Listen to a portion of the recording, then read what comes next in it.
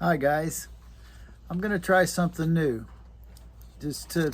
I want to see if I can get a conversation started in the comments. And you know I love reading comments in the morning with my coffee. So let's see how this works. And don't beat me up too bad in the comment section. You guys are always nice to me anyway. Uh, I guess you could call this a little bit political. I made some notes because my memory is 62 years old and not doing that great. So I guess I want to talk about Iran for a second and and see what y'all think about that. I never followed politics. I always said I was working too hard and trying to support myself through my life as a blue collar guy. But I did say when I retire, that's when I'm going to get into politics. Then I'll have time. So I just retired recently. So I understand we don't want any country that chants death to America. You know, we can't let a country that chants death to America to have nukes. That's not going to work out. So I understand why we need to bomb them. I suppose. I hope no civilians were hurt. I would guess there was civilians in the nuke plants that we bombed. You know, scientists, and yeah, I think it was civilians. So that would be a shame. What I don't understand is dropping 12 30,000-pound bombs, bunker busters, and then Trump says now is the time for peace.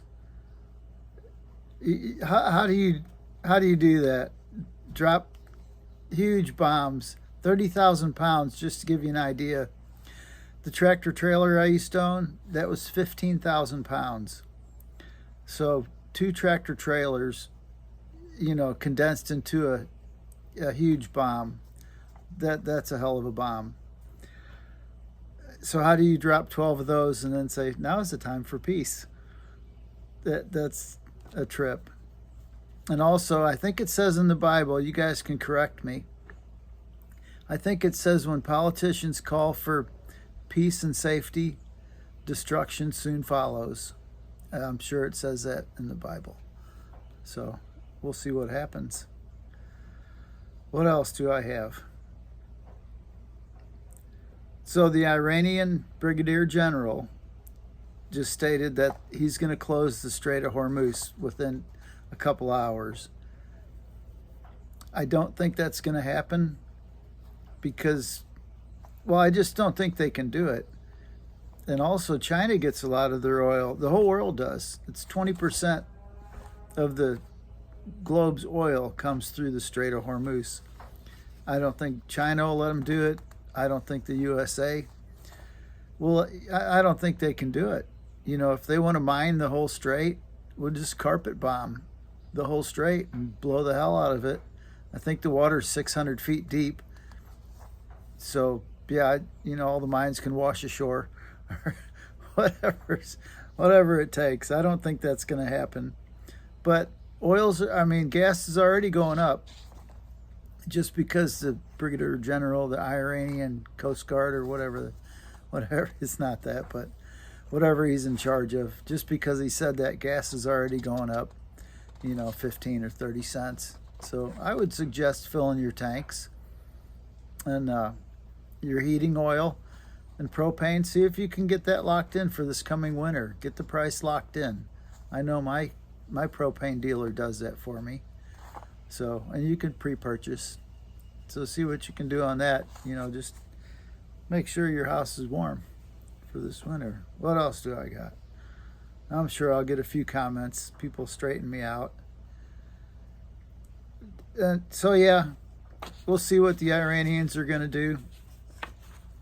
Even back in the 90s and before that, the FBI announced that there are Iranian sleeper cells in America. Dozens of them, dozens of sleeper cells. And by now they've probably been eating pizza and ice cream so long they love it in America. But then Obama and Biden let thousands and thousands of who knows who they are into the country. Recently, the last few years, thousands have poured in. And I remember that one guy at the border, they tried to stop him. He just crawled through the fence. And the reporter said, "Who are you? What's your name?" And he wouldn't tell him, but he said, "Soon you'll know my name." It's real ominous sounding. So, I don't think anybody's going to bomb your town or anything like that. But I would keep my head on a swivel. And yeah, just look out for everything. What else? There was one other subject. Oh, here. The mainstream media is nobody's talking about this, but did you guys realize there was a huge cyber attack on our food supplier, the biggest supplier in America? So let me get this right here. It's called UNFI, United Natural Foods Incorporated. Now, I hadn't heard about this. It happened on June 5th. It's North America's largest distributor of natural and organic food. They're a huge supplier. Something like 30,000 stores is what I'm told. And they've completely shut down, and they are still shut down. So, and that's the largest supplier, and that could happen to any of the stores. They're all using computers, and I knew this would happen when computers came out. That's why I stayed away from them. I'm not savvy with that because I knew that's going to happen. I never trusted computers. They're great while they last, but you shut off the electric or cyber attack them.